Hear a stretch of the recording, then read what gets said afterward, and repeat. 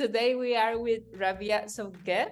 He is from Lebanon. He's going to tell us who he is and how it was to have cancer in Lebanon. Hi, Rabih. Hi, Carmen. I'm an experience of many years. My name is Rabih Zogheib, and my life story just began since, honestly, when we got born and until today. And today, I'm living a whole new life after what I experienced as cancer, and reliving is the sense that I want to move forward with that. Cancer in Lebanon, but basically, I cannot answer this in just one answer. It goes when it first got the news about cancer.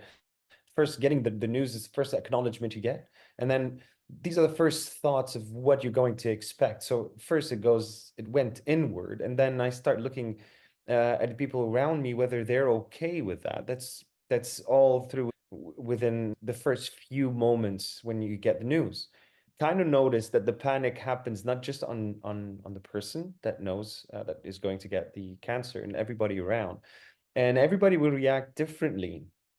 And the society and the people basically they react according to their beliefs, according to social raisedness that they had, and they just act according to what they feel is right. And generally, that kind of confuses the patient, and especially that the patient is in a very vulnerable situation.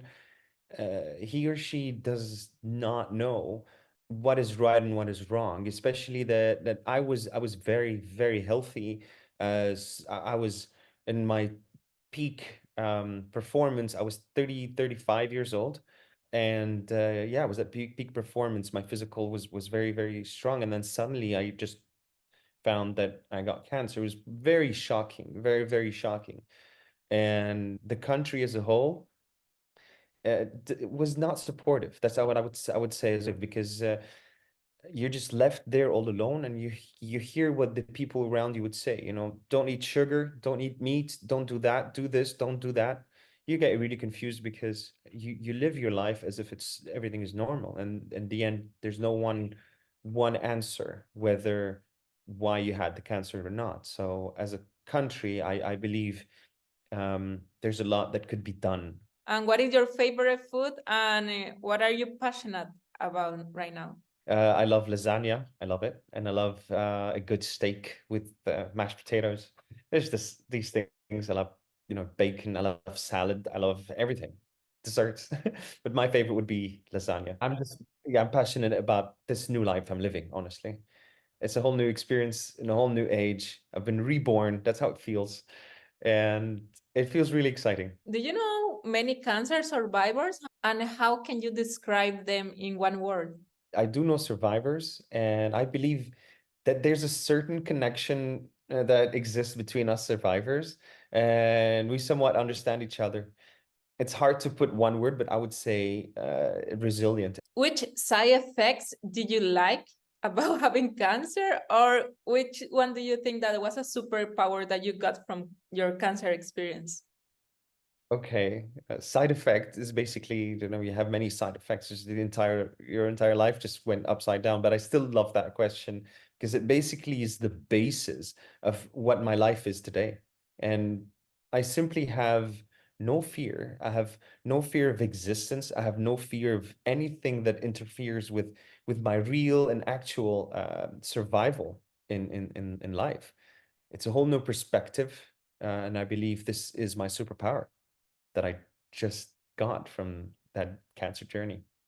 What is the weirdest or funniest thing someone have told you about having cancer or during your cancer journey? This is tough because while you're in the journey, there's everything is weird and nothing's funny. It's tough. You're surviving as if you're swimming against the tide in the middle of the ocean. You got all sorts of sharks, and you're really fighting hour by hour.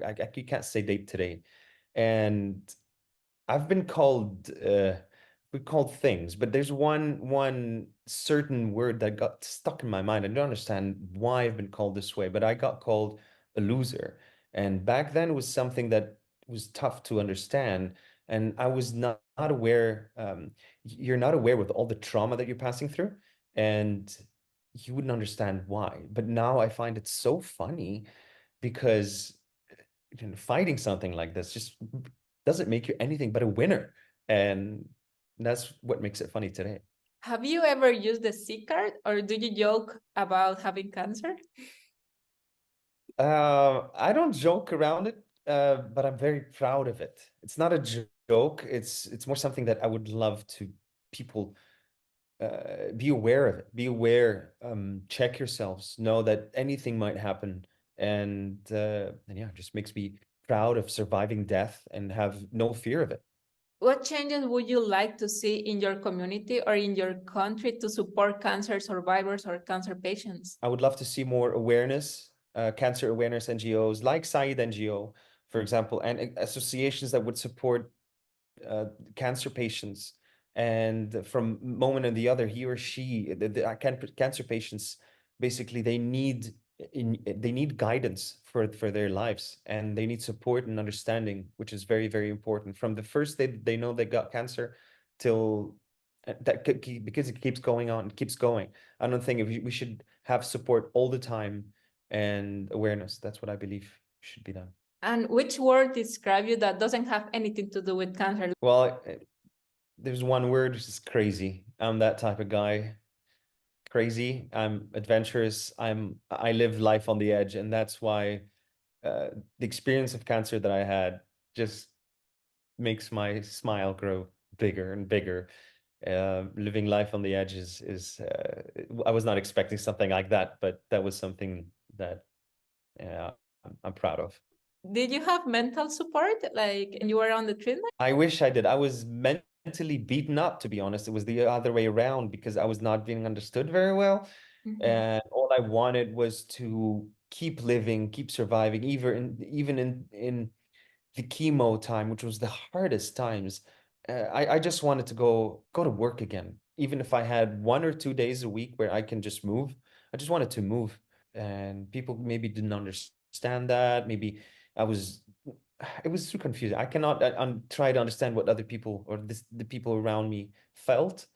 But no, I did not have any mental support. I had to find my own mental support, to be honest. The pain, I fought all of these things, and suddenly I just knew and I was aware that I just needed to talk to somebody. And that's when I took the initiative and called someone, and that person became a very, very good support. But if I did not take that step, I wouldn't be here where I am right now. Maybe I would have been worse. But because of that person, he really, really got the trauma out of me. I had PTSDs. I was multiple PTSDs, to be honest. It was not an easy thing, but when I survived it, it was good. So so yeah, everybody needs support, and that's why I strongly believe there was one point where if I did not have that support, I might have said, I give up. I don't want to continue anymore. And believe me, and these were running in my mind. Now it's funny, but these things were running in my mind in the middle of my survival. And that's why I say cancer patients really need the right type of people for help. And if we can do this, and I would love to help in any way possible to just spread awareness and tell people that they're not alone, and it only takes just to speak out, I've got cancer, I need help. Somebody would listen to you. Thank you very much for the interview. Thank you too, Carmen. Okay, bye-bye. Do you like this video? Give us a thumbs up and subscribe and share it with other people that you think this could work for them. Also, if you want to support us, you can buy us a coffee in Buy Me a Coffee. I will leave the link below. Thank you. Bye.